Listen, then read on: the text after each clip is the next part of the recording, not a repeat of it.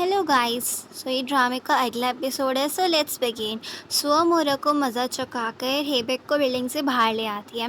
Habeck को लगता है कि सुआ ने जो करा है वो सब कुछ गलत है, क्योंकि उसे बड़ी मुश्किल से मोरा गॉडेस मिली थी, लेकिन अब तो वो भी चली। सुआ हेबेक को परेशान देख कर उसे कंसल्ट करने के लिए उसे अपनी फ्रेंड के पास ले जाती है, ये कहकर कि वो भी एक गॉड है। हेबेक को उसकी फ्रेंड से बात करके पता चलता है कि इसे कोई गॉड वर्ड का नहीं पता है, ये सिर्फ टाइम पास कर रही है।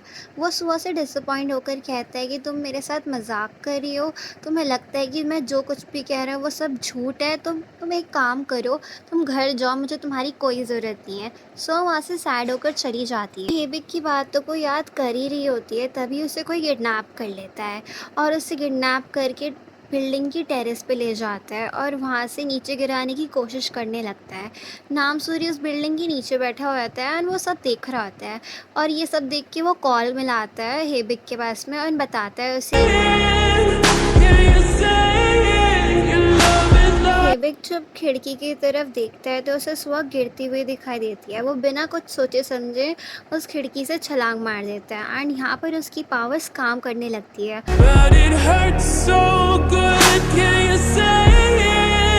वो सुआ को बचा लेता है। हेबिक तो गॉड है, लेकिन सुआ तो इंसान है। वो ये सब देखकर बेहोश हो जाता है। जब उसे होश आता है तब उसे यकीन ही नहीं होता है कि जो कुछ भी उसने थोड़ी देर पहले देखा वो सब कुछ सच था। वो बहुत ज़्यादा डर जाती है और घर जाने के लिए निकल जाती है, पर वो ढंग से कार भी ड्राइव नहीं कर पाती है। फिर क्या आता है, हमारे हेबिक को उसे देख के बुरा लगता है, तो हेबिक ड्राइविंग करके सुआ को उसके घर छोड़ देता है। इससे उसकी हेल्प भी हो जाती है और हेबिक का ड्राइविंग करने का शौक भी पूरा हो जाता है। सुआ घर पहुंचकर हेबिक से पूछती है कि तुम सच में गॉड हो या फिर कोई भूत भूत तो नहीं हो।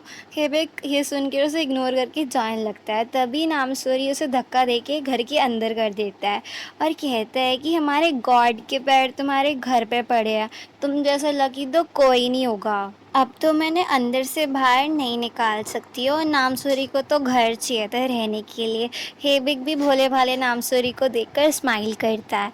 सुआ को भी ना चाहते हुए हेबिक और नामसूरी को अपने घर पे रखना पड़ता है और वो उसे छत पे रहने के लिए बोल देती है, जहाँ पर एक टूटा फूटा कमरा भी था। नेक्स्ट डे नामसूरी और सुआ ब्रेकफास्ट कर रहे होते हैं, तो वो अपनी मिशंस के बारे में बताता है कि वो यहाँ रह रहे गॉड से गॉड स्टोन लेने आए हैं एंड हेबिक को 2800 साल में पहली बार ऐसी मुसीबत का सामना करना पड़ रहा है। 2800 साल! सुआ को हेबिक की ये जानकर आंखें फटी की फटी रह जाती है। सुआ अपने इंसिडेंट के बारे में सोचने लगती है और वो अपने फ्रेंड से पूछती है कि कोई ऐसा इंसान याद है तुम्हें जिससे मेरी दुश्मनी हो, या मैंने जिसका कुछ बिगाड़ रखा हो, या बहुत कुछ बुरा कर रखा हो मैंने जिसका। तब उसे उसका फ्रेंड कहता है, ऐसे बहुत सारे लोग हैं जिनकी मैं गिनती भी नहीं कर सकता हूँ। वो सुआ के बचपन की याद दिलाता है, जब उसके डैड अनाथ बच्चों को घर पे लाए थे, तब वो सबसे रूडली बिहेव करती थी। शायद ये उनमें से ही एक हो। अपने फ्रेंड के चले जाने के बाद वो पास्ट की बातों को याद करती है कि वो उन बच्चों के साथ रूडली बिहेव करती थी, एकदम मीन, क्योंकि उसे लगता था उसके डैड उन बच्चों को ज़्यादा इम्पोर्टेंस देते हैं उससे ज़्यादा। ये सोचकर वो सैड हो जाती है। और दूसरी ओर देखते हैं कि नामसूरी हेबिक को नए कपड़े देता है पहनने के लिए, लेकिन हेबिक के तो शौक ही हाई फाई है। वो उन कपड़ों को बिल्कुल पसंद नहीं करता है एंड वो टैक्सी करके सुआ के क्लिनिक पे जाता है।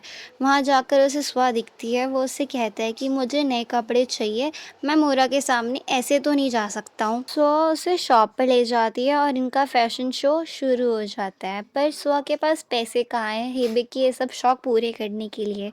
तो वो उसे एक गली के नुक्कड़ पे ले आती है, जहाँ पर उसे वो न्यू क्लोथ्स खरीद के दे देती है। वो दोनों लंच के लिए जाते हैं। वहाँ पर वो मोरा की बातें करते हैं। सुआ कहती है कि तुम्हें मोरा पे पूरा भरोसा है कि वो तुम्हारी हेल्प करेगी।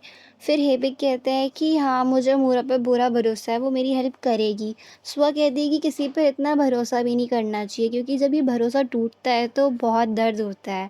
हेबिक कहता है कि क्यों तुम्हारा भरोसा भी टूटा है क्या जब भी तुमने सुसाइड करने की कोशिश की थी। हेबिक तो वाटर गॉड है, उसे तो पता है ना कि सुआ ने सुसाइड करने की कोशिश की थी। सुआ इस बात को यहीं पर छोड़ के वहाँ से जाने लगती है। हेबिक भी वहाँ से जाने लगता है, तभी वहाँ पर उसे ये आदमी दिखाई देता है। उसने इस आदमी को सुआ के घर के आसपास भी देखा है। दूसरी ओर हम मूरा को देखते हैं जो कि हेबिक के आने की खबर इसको देती है। इसका नाम बिरियन है और ये भी एक गॉड है मूरा की तरह। वहाँ शिन एक रिजॉर्ट बनवाना चाहता है और वो उसे सुआ की जमीन दिखती है और वह सुआ की जमीन को खरीदने का प्रपोजल उसे भेज देता है। सुआ शिन से डील फिक्स करने के लिए मिलती है और वो उसे कहती है कि वो मार्केट प्राइस से 5% ज़्यादा लेगी और इससे 1 रुपया कम नहीं और इससे कोई ज़्यादा नहीं। अब उसके पास इतनी अच्छी डील है तो वो कैसे छोड़ सकती है। शिन उसे कहता है कि वो तो उसे 7% ज़्यादा देना चाहता था पर अब वो 5% कह रही है तो ठीक है, कोई बात नहीं। सुआ इस सदमे के साथ कहती है कि उसे ये ज़मीन नहीं बेचनी है, ये कहकर वो वहाँ से बाहर आ जाती है। दूसरी ओर फिर हेबिक मोरा से मिलने जाता है, वहाँ मोरा से बात करता है। ऑब्वियसली मोरा से पहचान जाती है। मोरा को पता लगता है कि हेबिक की पावर शॉर्ट टर्म के लिए उसके पास नहीं है। हेबिक उसे बताता है कि वो यहाँ पर स्टोन लेने के लिए आया है और बिरियन और जूडॉन से भी वो स्टोन ले लेगा जब उन्हें मिलेंगे तो वो ये दोनों भी गॉडेस है और इन तीनों के स्टोन इकट्ठे करने हेबिक को ताकि वो एक किंग बन सके। हेबिक मोरा से वो स्टोन मांगता है तो मोरा पहले तो डर जाती है, फिर उसे कहती है कि मैं ऐसे किसी गॉड को नहीं दे सकती उस स्टोन जो अपनी पावर्स खो बैठा हो। मोरा की बातें सुन के हेबिक को बुरा लगता है और उसे गुस्सा भी आता है। फिर वो उसे कहता है कि मैं ऐसा क्या करूँ कि तुम मुझे ये स्टोन दे दो। मोरा फिर उसे अजीबोगरीब काम करने के लिए दे देती है। हेबिक जो बिल्डिंग से बाहर आता है तो उसे सुआ कुछ इस हालत में दिखाई देती है। ये सभी बात करते हैं बैठकर, तभी वहाँ पर शिन आ जाता है ज़मीन के सिलसिले में बात करने के लिए। पर हेबिक को उसे देखकर बैड वाइब्स आती है, उसे लगता है इस इंसान में कुछ गड़बड़ी है। सुआ शिन को लेकर दूर चली जाती है और 7% मोर वाली डील फिक्स कर लेती है। शिन की बातों से लगता है कि वो एक अच्छा इंसान है और वो हमेशा दूसरों की हेल्प करना चाहता है और सुआ तो बहुत खुश रहती है इस डील को लेके और वो एंजॉय भी करती है। हेबिक एक रात में कोरियन लैंग्वेज लिखना पढ़ना सब सीख जाता है। सुआ जब देर रात में घर लौट रही होती है तब उसे टेरेस वाला इंसिडेंट याद आ जाता है और ये सब सोचकर वो डर जाती है। वो डरते डरते अपने घर की तरफ बढ़ती है और देखती है कि वहाँ पर हेबिक पहले से ही खड़ा है और सुआ का वेट कर रहा है। फिर हेबिक उसे बताता है कि उसने कोरियन लैंग्वेज लिखना और पढ़ना भी सीख लिया है। वो सुआ का और अपना नाम लिख के भी दिखाता है वॉल पे। नेक्स्ट डे हेबिक मोरा के सारे काम करता है। वो यहाँ तक कि बॉडीगार्ड भी बनता है मोरा का, पर मोरा उसे स्टोन देने से मना कर देती है। हेबिक सैड होके चला जाता है वहाँ से। उसके जाने के बाद मोरा बिरियन को कॉल करती है और उसे कहती है कि वो ये सब ज़्यादा नहीं कर पाएगी और जो कुछ भी करना है वो तुम्हें करना पड़ेगा। इससे हमें पता चलता है कि मोरा और बिरियन के बीच कुछ ऐसी बात है जो वो छुपा रहे हैं हेबिक से। हेबिक को स्टोन ना मिलने की वजह से वो काफ़ी ज़्यादा स्ट्रेस में होता है तो वो सुआ से कहकर बीच तक ड्राइविंग करने के लिए कहते हैं। वो पिकनिक को बहुत एंजॉय करते हैं।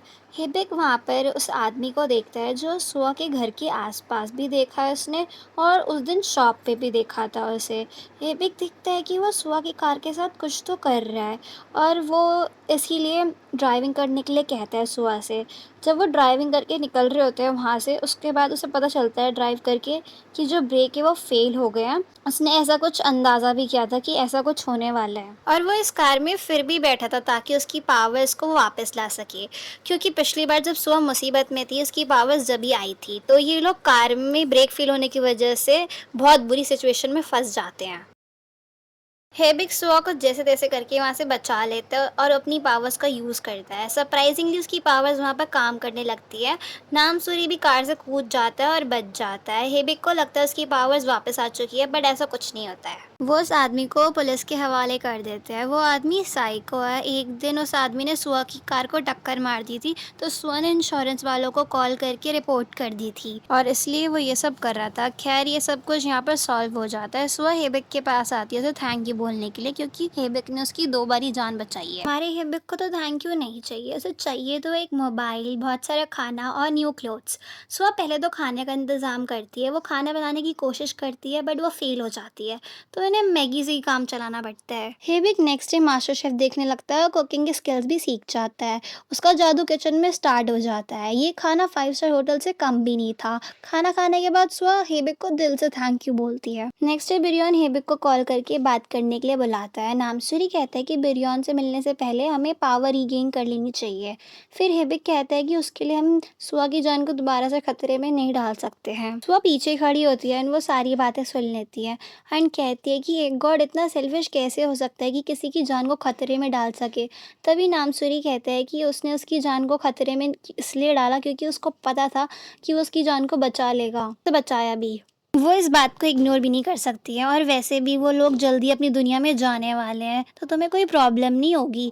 ये सुनकर सुआ सैड हो जाती है। हेबिक मुरा से मिलने जा ही रहा होता है जब सुआ कार में आके बैठ जाती है और उसे बिल थमाकर कहती है कि जाने से पहले ये सारे बिल चुका देना। सुआ उसके साथ साथ रहती है ताकि वो सारे बिल चुकाए बिना अपनी दुनिया में ना चला जाए। हेबिक बिरयॉन से मिलने आया था, सुआ भी उसके साथ साथ थी। सुआ बिरयॉन को देखते ही बेहोश हो जाती है। दरअसल जिस लड़के ने डायमंड की रिंग दी थी सुआ को, वो और कोई नहीं बिरयॉन ही था। सुआ कुछ देर बाद होश में आती है और फिर से बिरयॉन को देखकर बेहोश हो जाती है और ये सिलसिला चलता रहता है। बिरयॉन हेबिक की पावर ना होने की वजह से उसकी बेइज्जती करता है और कहता है कि मोरा उसको जब स्टोन देगी जब ही वो देगा। हेबिक सुआ को लेके वहां से चला जाता है। जब सुआ को होश आता है, जब हेबिक उसे कहते हैं कि बिरयॉन एक ऐसा गॉड है जिसे लव से ज्यादा चोट पहुंचाने में मजा आता है, तो तुम उससे दूर रहना और उस पर कोई विश्वास भी नहीं कर सकता है। नेक्स्ट डे हेबिक मोरा से स्टोन मांगता है तो मोरा कहती है कि पहले बिरयॉन से ले आओ। मोरा मन ही मन इस बिहेवियर के लिए उससे माफ़ी मांगती है। यहाँ पर सीन ये है कि मोरा हेबिक को लाइक करती है और बिरयॉन को ये सब पता है, वो फिर भी मोरा को लाइक करता है और उसने मोरा को प्रपोज भी कर दिया है, पर मोरा ने अभी तक कोई जवाब नहीं दिया है। बिरयॉन को पता लगता है कि सुआ हेबिक की डिवाइन सर्वेंट है, तो वो सुआ को अपनी कार में बिठा के हेबिक के सामने ले जाता है और इस जगह पर ले आता है। यहाँ पर आके वो अपनी पावर दिखाता है और सुआ की पुअर कंडीशन के बारे में बात करता है और उसे एक ड्रिंक देते हुए कहता है कि अगर उसने हेबिक को ये पिला दी तो वो सुआ को डायमंड रिंग देगा और बहुत सारे पैसे भी देगा। सुआ से देखती रहती है और वो कहता है कि घबराने वाली बात नहीं है, इससे हेबिक कुछ टाइम के लिए गॉड स्टोन भूल जाएगा। सुआ उससे वो बॉटल ले लेती है और उसे डिस्ट्रॉय कर देती है। कहती है कि हेबिक के पास पावर्स नहीं है, इसका ये मतलब नहीं है कि वो एक गॉड नहीं है, उसके पास इवेंचुअली पावर आ भी जाती है। इतनी देर में हेबिक मुरा के साथ में पहुंच जाता है यहाँ पर और बिरयॉन कहता है कि फिर देखते हैं कि हेबिक के पास में पावर्स है या नहीं। और बिरयॉन हेबिक से कहता है कि अगर सुआ को उसने अपनी पावर्स यूज करके बचा लिया तो वो उसे अपना गॉड स्टोन दे देगा। हेबिक उसे गुस्सा होकर ये सब रोकने के लिए बोलता है और नामसूरी कहता है कि अगर उसकी यहाँ पर पावर्स काम नहीं की तो बिरयॉन कहता है तो क्या होगा, डिवाइन सर्वेंट की डेथ हो जाएगी, इसमें कौन सी बड़ी बात है। यहाँ पर इस पार्ट का एंड होता है। 바라보던 날도 우리가 별명을 부르던 그날도 둘이 여기저기 돌아다닌 날도 우리가 모자를 맞췄던 날도 이제 없으니까 그럴 일 없으니까 이제 없으니까